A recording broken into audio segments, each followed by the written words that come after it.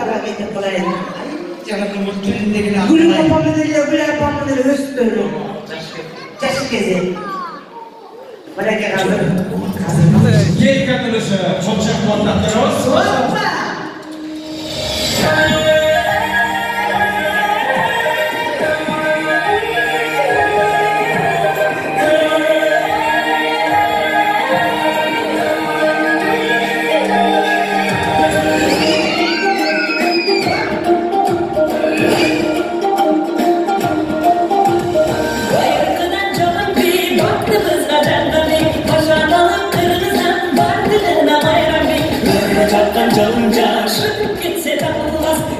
Gitke sayma say, yer gibiyle kardeş, yer gibiyle, yer gibiyle,